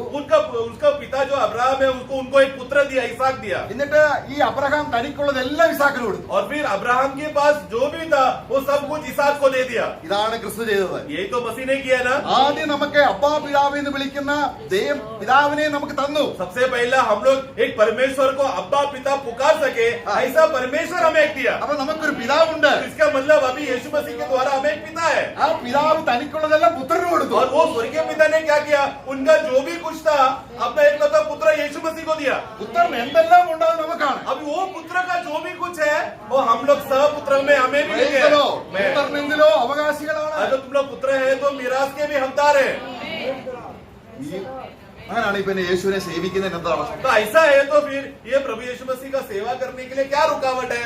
പക്ഷേ നമ്മൾ സേവിക്കുന്നത് ആരെയാണെന്നറിയാമോ? परंतु हम किसका सेवा कर रहे हैं, ആരാധിക്കുന്നത് നമ്മളെ കർത്താവിനെയാണ്. आराधना करने आने के लिए हम लोग परमेश्वर का, प्रभु का आराधना करने आ रहे हैं. പക്ഷെ സേവിക്കുന്ന ആരാന്നറിയാമോ? परंतु सेवा किसका कर रहे हैं, ഏ? ലോകത്ത്, संसार को ജഡത്ത്, या शरीर को, അവിടെയാണ് നമ്മുടെ പ്രതിഫലങ്ങൾ നഷ്ടമായി. या ऐसा समय पर हम अपने प्रतिफल को खो बैठ रहे हैं. അതുകൊണ്ടാണ് ദൈവം നമ്മളെ ഈ എന്തെല്ലാം സ്വർഗത്തിലെ സകല ആത്മീയ അനുഗ്രഹങ്ങളാലും നമ്മളെ അനുഗ്രഹിച്ചിരിക്കുന്നത്. इसीलिए सबसे पहले परमेश्वर ने स्वर्ग का सभी प्रकार के आत्मिक आशीषों से हमें आशीषित किया है. രക്ഷ തന്നു, उद्धार दिया, വീണ്ടെടുപ്പ് തന്നു, छुटकारा दिया, പുത്രത്വം തന്നു, पुत्रत्व दिया, ആത്മാവിനെ തന്നു, आत्मा दिया, പിന്നെന്ത് തന്നു? और क्या क्या दिया? തേജസ്സിന്റെ ശരീരം, महिमा का शरीर मिलने वाला है. എല്ലാം തന്നു. ये सब दे दिया है. ഇതൊന്നും പ്രതിഫലമല്ല, परंतु ये सब प्रतिफल नहीं है. ഇതൊക്കെ പ്രതിഫലം കിട്ടാനുള്ളതാണ്. परंतु प्रतिफल मिलने के लिए जो भलाई बातें हैं वो पहले भला बातें दे दिया. ഇതൊക്കെ ഉണ്ടെങ്കിലും ये सब होने के बावजूद भी അവിടെ പ്രതിഫലം ഒന്നുമില്ലാത്തവനായി ജീവിക്കുന്നു. स्वर्ग में जाने के बाद अगर प्रतिफल उसको नहीं मिल रहा है तो അതുകൊണ്ടാണ് നമ്മൾ സാത്താന്റെ തന്ത്രം എന്താണെന്ന് നമ്മൾ മനസ്സിലാക്കണം. इसलिए हमें शैतान कैसा तंत्र पूर्वक कार्य करता है वो तंत्र को जानना जरूरी അപ്പൊ है. അതുകൊണ്ട് നമുക്ക് ആ ഭാഗത്തേക്ക് നോക്കാം. वो भाग को हम देखेंगे. സാത്താന്റെ തന്ത്രം शैतान का तंत्र നമുക്ക് വീണ്ടും നമുക്ക് ഒന്നുകൂടെ നോക്കാം. നമ്മൾ പുറപ്പാട് പുസ്തകം അതിന്റെ 8-ാം അധ്യായം 25-ാം വാക്യം നമ്മൾ വായിക്കുമ്പോൾ निर्गमन का पुस्तक 8 का 25 जब पढ़ते समय में वहां അവിടെ पर देखते നമ്മള് हैं. മലയാളത്തിൽ അവിടെ നമ്മൾ വായിക്കുന്നത് ദൈവത്തെ ആരാധിക്കാൻ എന്നാണ്, അങ്ങനല്ല. तो 8 का 25 में जब मलयालम में पढ़ते समय में यहोवा परमेश्वर को आराधना करने जाना है करके ऐसा लिखा है. वहां पर कैसा है? तुम जाकर अपने परमेश्वर के लिए इसी देश में बलिदान करो. सैक्रिफाइस സാക്രിഫൈസ് അവിടെ 8-ാം അധ്യായത്തിന്റെ 25 ദേശത്ത് इसी देश में रुककर. അവിടെ അപ്പോൾ ഫറവോൻ എന്താ പറഞ്ഞത്? फरोन क्या कहता है? നിങ്ങള് ഇവിടെ എന്റെ ദേശത്ത് തന്നെ ആരാധിച്ചു. तुम लोग क्या करना, आराधना करने के लिए, बलिदान करने के लिए दूर मत जाओ, उधर ही मिस्र देश में रुककर तुम लोग आराधना करो. അപ്പം നമുക്ക് അനേക ദൈവത്തെ ആരാധിക്കുന്നുണ്ട്. आज बहुत से लोग आराधना कर रहे हैं. എവിടെയാണ് ആരാധിക്കുന്നത്? कहाँ पर आराधना कर रहे हैं? ഇസ്രായേലിലാണ്. मिस्रैम में रुककर कर रहे हैं. പ്രാപിച്ചിട്ടില്ല, वो लोग छुटकारा नहीं पाए, രക്ഷ പ്രാപിച്ചിട്ടില്ല, उद्धार नहीं पाए, അങ്ങ് ആരാധിക്കുകയാണ്. बस आराधना कर रहे हैं. അപ്പൊ ആരാണ് കൺട്രോൾ ചെയ്യുന്നത്? तब नियंत्रण कौन कर रहे हैं? फरोन या शैतान. ഇത് നമുക്കും ഇത് ദിട്ട നമ്മള് 1 കൊരിന്ത്യർ 10-ാം അധ്യായം വായിക്കുന്നുണ്ട്. हम लोग पहला कोरिन्थी 10 का 6 में हम क्या पढ़ते हैं? हाँ। ये सब हमारे लिए दृष्टांत के लिए, मतलब ये सब बातें गलतियां हमारे साथ भी हो सकता है. നമുക്ക് ഇനി 8-ാം അധ്യായം 22-ാം വാക്യം उसका 22वां वाक्य में हम पढ़ते हैं. യോശുവയും അഹരോനും മോശയും അത് സമ്മതിക്കാത്തപ്പോൾ പറയുകയാണ്, എന്നാൽ നിങ്ങൾ എന്ത് ചെയ്യണം? ദൂരത്തേക്ക് പോകരുത്, എന്റെ ബൗണ്ടറിയിൽ തന്നെ നിന്ന് ആരാധിക്കണം. 8:28 उसका 8 का 28 में फिर देखो, वो जब प्रभु ने फिरौन ने बोला तुम लोग ज्यादा दूर नहीं जाना, तो वो लोग मैं भी यहीं पर ही बलिदान करना बोला, तो वो लोग ने नहीं माना, मूसा और आरोन ने. तो फिर 28 में क्या कहता है फिरौन? ठीक है, तुम लोग ज्यादा दूर नहीं जाना, आराधना करने के लिए इधर ही नजदीक में तुम लोग करना. അപ്പൊ ആരാധിക്കുമ്പോൾ ആരുടെ കൺട്രോൾ ആയിരിക്കണം? मतलब तुम लोग दूर नहीं जाना मतलब क्या? आराधना करने जाते समय में ज्यादा दूर नहीं जाना मतलब क्या? मेरा नियंत्रण से तुम लोग बाहर नहीं जाना. കാരണം ജഡത്തിൽ ആരാധിക്കുന്നതിനെയാണ് നമ്മളെ റോമലേഖനം 7:25 ഞാൻ ജഡം കൊണ്ട് പാപത്തെ സേവിക്കുന്നു. रोमियो का पुस्तक 7 का 25 में हम पढ़ते हैं, मैं अभी भी मेरे शरीर से शरीर को सेवा कर रहा हूँ. അത് പറഞ്ഞാൽ പാപത്തെ സേവിക്കുന്നു. मतलब पाप का सेवा कर रहा है, वो रेखा को पार नहीं कर रहा है. അപ്പോൾ അതിന്റെ അർത്ഥം मतलब क्या? യോർദാൻ കടന്നില്ല, योर्दान का ചെങ്കടൽ കടന്നില്ല, लाल समुद्र ही पार नहीं किया, योर्दान भी पार नहीं किया, ക്രൂശീകരണം സംഭവിച്ചിട്ടില്ല, क्रूस का अनुभव नहीं हुआ, വെറും ജഡത്തിലും ആരാധിച്ചു. बस शरीर में शारीरिक में उत्तेजना से भरकर शारीरिक आराधना कर रहे हो. അപ്പം മോശയും യോശുവായും മോശയും അവരോട് പറഞ്ഞു സാധിക്കത്തില്ല. तो मूसा और आरोन ने क्या बोला? नहीं हो सकता. അപ്പൊ അവർ പറയാണ്, फिर वो कहता है, फिर फरोन कहता है 10-ാം അധ്യായത്തിന്റെ 8-ാം വാക്യം മുതൽ വായിക്കുമ്പോൾ 11 വരെ 10 का 11 में हम देखते हैं, എന്നാൽ നിങ്ങളൊരു കാര്യം ചെയ്യേ, तुम लोग एक काम करो, നിങ്ങളുടെ സ്ത്രീകളെ, तुम्हारा स्त्रियां, നിങ്ങളുടെ കുഞ്ഞുങ്ങളെ, तुम्हारा बच्चे, നിങ്ങളുടെ ആടുമാടുകൾ ഇവിടെ और നിൽക്കട്ടെ, तुम्हारा बैल बकरी को उधर ही रुकने दो. പുരുഷന്മാർ മാത്രം പോയി सिर्फ ആരാധിക്കും. 10 का 11 में तुम लोग का पुरुष लोग सिर्फ जाकर आराधना कर आओ. അപ്പൊ ഇങ്ങനെ പുരുഷന്മാർ പോയാൽ അവരുടെ മനസ്സ് എവിടെ ആയിരിക്കും? तो अभी ये ऐसे पुरुष लोग अगर जाएंगे, उन लोग का मन किधर रहेगा? मिस्र में परिवार को छोड़ के गया, मन उधर रहेगा. നമ്മൾ ആരാകെ ഇരിക്കുമ്പോ മനസ്സ് എവിടെയാ? तो मतलब वहां पर तत्व देखो, आराधना करने जाओ लेकिन मन किधर है? ऐसे लोग हम लोग यहाँ पर नए नियम में भी आराधना करने आते, लेकिन हमारा मन कहाँ पर रहता है? किचन में. അല്ലേ? മുതലേക്ക് നോക്കണം. देखो शैतान कैसा फायदा उठा रहा है हमारा. ഇങ്ങനാണോ നമ്മൾ കർത്താവിനെ സേവിക്കുന്നത്? इस रीति से हम लोग सेवा कर रहे हैं क्या प्रभु का? ഇങ്ങനെയാണോ ദൈവത്തെ ആരാധിക്കുന്നത്? ऐसा हम लोग परमेश्वर का आराधना कर रहे हैं क्या? നമ്മൾ പിന്നെ 10-24 വായിക്കുമ്പോൾ 24 में पढ़ते हैं 10 का, വായിക്കുന്നത്, എന്നാൽ ഒരു കാര്യം ചെയ്യാം, अभी ठीक है ये काम करो, ഭാര്യയും മക്കളും പിള്ളേരും എല്ലാം പോക്കും, ठीक है अपना पत्नियों को और बच्चों को भी लेकर जाओ, നിങ്ങളുടെ സമ്പത്ത് ഇവിടെ ഇരിക്കട്ടെ. तुम्हारा धन को बस इधर रख दो या बैल बकरियों को इधर रख दो. അപ്പോൾ तब क्या होगा? നമ്മൾ യേശു ക്രിസ്തുവിനെ സേവിക്കാൻ ഇറങ്ങിയിട്ട് അവസാനം കുറച്ചുനാൾ കഴിയുമ്പോൾ വീടായി, കാറായി, സമ്പത്തായി നമ്മൾ പിന്നെ ആരെ സേവിക്കാൻ തുടങ്ങുന്നത്? तो अभी हम लोग शुरुआत में नया जन्म हो गया, चलो आज से मैं प्रभु यीशु मसीह का सेवा करूंगा, निर्णय कर मैं आ गया, तो सेवा करने के लिए निकला। सेवा करते करते घर हो गया, अच्छा शादी हो गया, बच्चे लोग सब अच्छे अच्छे पोजीशन में, दुनिया में अच्छा नाम और इज्जत हो गया, मतलब और फिर दुनिया में सेटल हो गया। मतलब क्या हो गया? वो निकला था सेवा करने यीशु मसीह का, लेकिन किसका सेवा करने बैठ गया? संसार का। അന്യായമല്ലേ? तो ये अन्याय है ना, गलत है ना? ഇത്രയും കാര്യങ്ങൾ നമുക്ക് തന്നിട്ട്, നിനക്ക് ഒരു സമൃദ്ധമായ ജീവൻ തന്നിട്ട്, എല്ലാം തന്നിട്ട്, എല്ലാ സ്വർഗത്തിലെ അവകാശം തന്നിട്ട്, നമ്മളെ അനുഗ്രഹിച്ചിരിക്കെ നമ്മൾ ഈ കർത്താവിനെ വിട്ടിട്ട് എവിടെ പോവാണ്? तो प्रभु ने हमको इतना बड़ा भला कार्य हमारे जीवन में किया, क्या क्या अनगिनत बातें किया, गिन गिन कर दिन खत्म हो जाएगा, लेकिन प्रभु का आशीष कब नहीं होगा। हम और वो जीवन जीने के लिए सिर्फ जीवन नहीं, बहुतायत का जीवन दिया, भरपूरता से दिया, भंडार से दिया, देने के बाद भी आगे परिणाम क्या क्या है कि हम किसका सेवा कर रहे हैं। അപ്പോൾ അവിടെ നമ്മൾ മുകളിൽ വായിക്കുന്നുണ്ട്. फिर हम पढ़ते हैं आगे അവിടെ അതിന്റെ जोशुआ का അതിന്റെ 16ാം വാക്യം, जोशुआ 15ാം വാക്യം, യോശുവ 24:15 വായിക്കുക. 24 का 15 में हम पढ़ते हैं जोशुआ में, യഹോവയെ സേവിപ്പീൻ. എന്നിട്ട് ഇനി യഹോവയെ സേവിക്കുന്നത് നിങ്ങൾക്ക് ഇത്രയും അനുഗ്രഹങ്ങൾ തന്നിട്ടും और इतना आशीष यहोवा परमेश्वर ने तुमको देने के बाद भी ഈ യഹോവയെ സേവിക്കുന്നത് നന്നല്ല എന്ന് തോന്നുന്നെങ്കിൽ, अगर इस यहोवा परमेश्वर को सेवा करने के लिए सही नहीं लग रहा है तो നിങ്ങൾ എന്ത് ചെയ്യണം? तुम लोग क्या करना? തിരിച്ചു പോകും. तुम लोग वापस से 15 पढ़ना। और यदि यहोवा की सेवा करनी तुम्हें बुरी लगे, हाँ तो आज सुन लो हाँ। कि तुम किसकी सेवा करोगे। हाँ। चाहे उन देवताओं की जिसकी सेवा तुम्हारे पुरखा महानद के उस पार करते थे, हाँ। और चाहे अमोरियों के देवताओं की सेवा करो। നോക്കുക.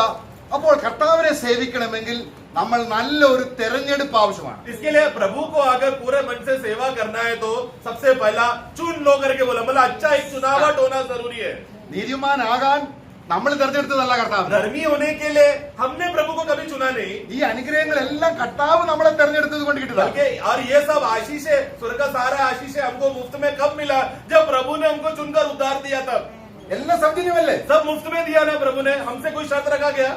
ഇനി നിങ്ങൾ ചിന്തിച്ചോ, अभी प्रभु कहता है, सोचो ഈ ദൈവത്തെ സേവിക്കാൻ നന്നല്ല എന്ന് തോന്നുന്നു. अगर तुम लोग को अभी लग रहा है कि ये प्रभु जो मुफ्त में इतना सारे बातें देने के बाद ऐसा प्रभु का सेवा करने के लिए तुमको बुरा लग रहा है तो എന്നാൽ കർത്താവിന്റെ ആത്മാവ് ഉള്ളവൻ ഒരിക്കലും അങ്ങനെ തോന്നുകയില്ല. परंतु जिसके अंदर प्रभु का आत्मा आ गया है ऐसा विचार आएगा ही नहीं, കാരണം ഇതെല്ലാം കാണുമ്പോൾ ആത്മാവിന് സന്തോഷം, നീതിയും സമാധാനവും നിറയുകയാണ്. क्योंकि प्रभु का आत्मा से भरा हुआ एक विश्वासी, प्रभु ने उसके लिए क्या क्या किया है, आत्मिक बातें किया है बोला तो उसका आत्मा में उत्तेजना होकर प्रभु को और अधिक धन्यवाद देकर और पवित्रता के साथ, धार्मिकता के साथ वो प्रभु का सेवा करेगा। അദ്ദേഹം പറയാം, वो कहने लगा, योशुआ कहता है നിങ്ങൾ തിരിച്ചു പോയാൽ तुम लोग वापस जाएगा तो भी ഞാനും എന്റെ കുടുംബം. मैं मेरा घराना। ആ അധ്യായം മുഴുവനും അതിന്റെ കാര്യങ്ങളാണ്.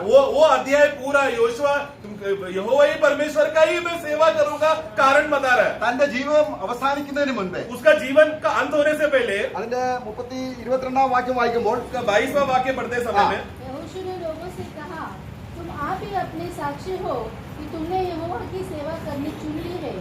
उन्होंने कहा, हम साक्षी हैं।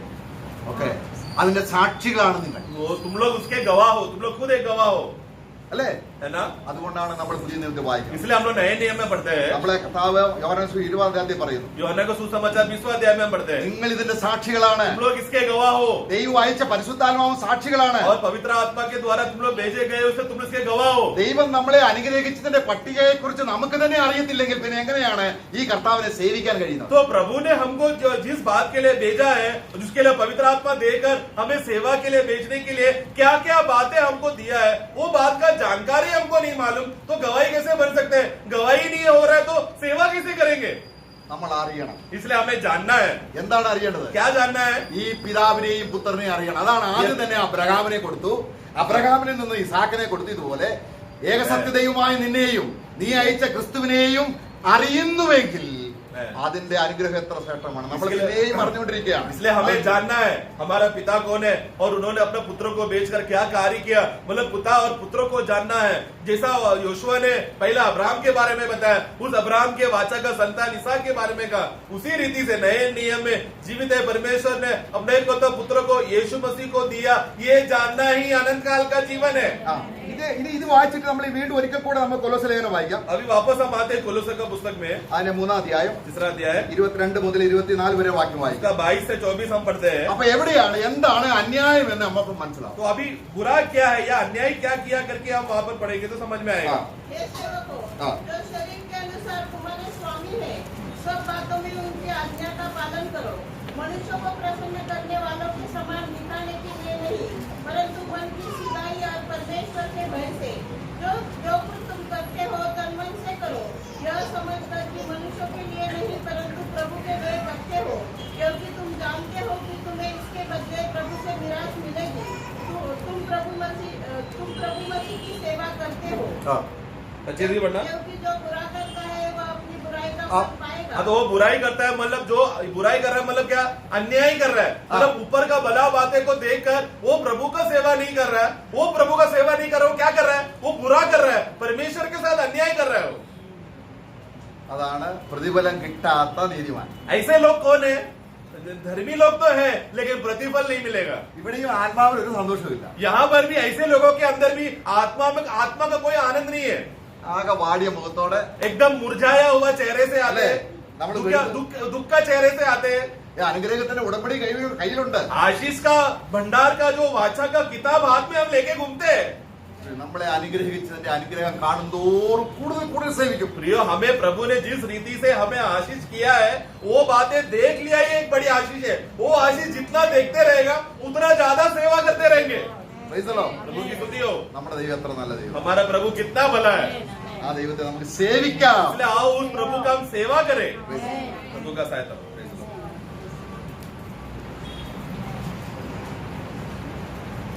Praise the Lord. बहुत बड़ा प्रतिफल लेकर प्रभु आ रहा है. प्रभु ने क्या बोला?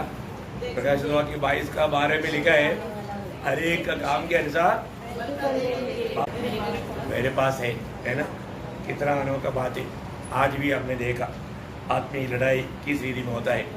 हमारा पूरा परिश्रम को व्यर्थ करना है शैतान का उद्देश्य. बहुत परिश्रम किया, आखिर में 0 मार्क.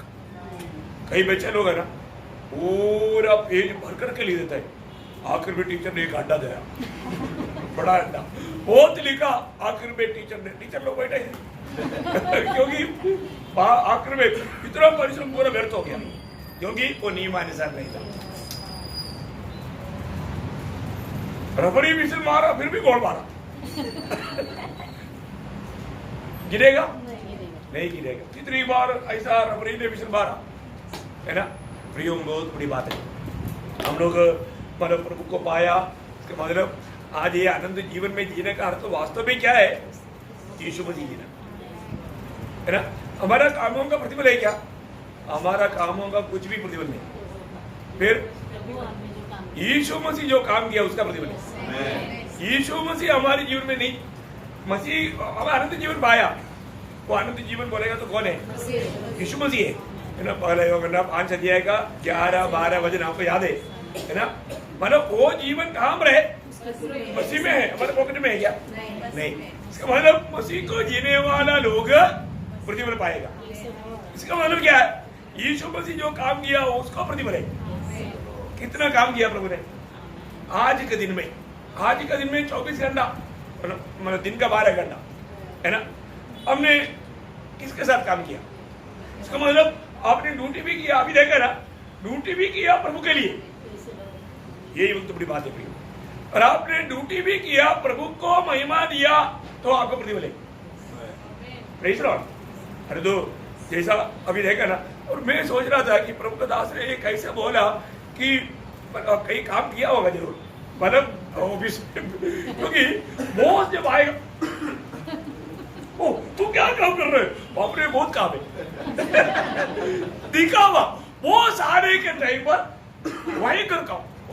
हम लोग कई बार घास काटने के लिए नियुक्त करता है. जब इंचार्ज उधर से दूर से आएगा ना, तुरंत ओ उस दिन तक अभी तक गप्पा मार के बैठा था, आते देखते ही ये बात होता है सिर्फ दिखाने के लिए। ये सब स्वर्ग में चलेगा क्या? नहीं प्रिय, है ना। प्रभु के लोगों में ऐसा नाटक कभी नहीं। हमारे हर एक बात में, अभी हम प्रभु की उपस्थिति में आया तो भी कई लोग क्या करते मन में, चुप कैसे आता है, प्रभु दास देखता है कि नहीं। मेरे को इसलिए अभी इनका जगह चेंज करना पड़ेगा, क्योंकि सब पैरों को देख करके डर करके आकर के चुपचाप प्रभु दास नहीं देगा। अरे क्या फायदा भाई, जो देखने वाला देख रहा है प्रतिफल वो देगा ना, मैं थोड़ी देगा। मैं किसी को प्रतिफल देगा क्या? नहीं देगा। तो हमें प्रभु से उस इनाम पाना है। हर कामों में प्रभु हमारे भी काम करने लायक है, अपने जीवन को समर्पण करना, है ना। इसलिए पहला कुरिन्थी 13:3 में लिखा ना, यदि हमने प्रेम में नहीं किया कोई प्रयोजन नहीं। प्रेम में करने का अर्थ मसीह करना है, मसीह नहीं किया तो कोई प्रयोजन नहीं। वही बात है पहला कुरिन्थी 16:14 में लिखा, तुम जो कुछ भी करे प्रेम से करे। बोलेगा तो यीशु मसीह को करने दो। प्रभु ने अगर किया हुआ बात को यकीन करना है मेरे जीवन में, है ना। कितना अनोखा बात है प्रिय। मैं विश्वास करता हूँ प्रभु ने यही जो आत्मीय लड़ाई का एक बहुत गहरा बात आज बताया, है ना। आराधना, सच्चा आराधना, अगर हम उस प्रभु का इच्छा में रह करके उस आत्मा में भर करके अगर नहीं किया तो मैं इसलिए बोला कि हमको मिला हुआ समय में ज्यादा से ज्यादा समय आज के दिन भी हमने किसके साथ बिताया, उससे हमें प्यार है, उसको सम्मान किया। ये बात को हमें जानना है। तो हमारे हाथ में आता है, अगर आप सोचो आपके पास 1 लाख रुपया किसने दिया, चलो यार आज ही जा करके मटन बिरयानी, चिकन बिरयानी सब बनाकर खाएंगे, उड़ाएंगे, ऐसे हो जाएगा? नहीं, है ना। ये दिया हुआ प्रभु का महिमा में कैसा करेगा, वो सोच समझ कर खर्च करेगा। मैं आपको बोलता हूँ एक एक छोटी बातों का भी लेखा देना है प्रियो। हमारे पास जो भी है वो हमारे नहीं है, प्रभु ने दिया है, वो बात को हमें लेखा देना ही होगा। प्रभु एक दिन हमें लेखा पूछेगा, तो उस समय में हमें इनाम पाना है। इनाम पाने लायक दौड़ो, दौड़ने वाला सब दौड़ता है, एक ही ले जाता है। कौन? जो प्रभु को दिया, जो प्रभु को दिया। बहुत बड़ी बात है। मेरा दिल उमड़ रहा था, बंद नहीं होना चाहिए टाइम में। सोच रहा था इधर से कहीं ये कंट्रोल होता ना, तो क्योंकि प्रभु के दास बार बार देख रहा था मैं बोला इधर से अगर मेरे पास कंट्रोल होता तो मैं उसको पीछे नहीं रखता, चलने दो, प्लीज लो। बहुत प्रभु ने हर एक लोगों का दिल की अवस्था जानकर बोला और बातचीत किया। मैं आग्रह करता हूँ आज सुनने के बाद में कितने लोगों ने नया निर्णय लिया, प्रभु मैं अभी दिखावा नहीं करूंगा, ओरिजिनल जीवन, डुप्लीकेट हमारे पास नहीं चाहिए, जो है ओरिजिनल होना चाहिए, ओरिजिनल होना चाहिए। भाई प्रियो, जरूर प्रभु ने इन वचनों के द्वारा हमारे से बोला बात किया। वचन बोलने के लिए प्रभु दासों को प्रभु ने सामर्थ्य दिया, आलोचना दिया, आत्मा का अगुवाई दिया, आत्मा का भरपूरी दिया। सुनने वालों पर भी प्रभु ने बहुत आशीर्वाद देना। प्रभु को महिमा मिला, सारी महिमा प्रभु को मिली। आमीन।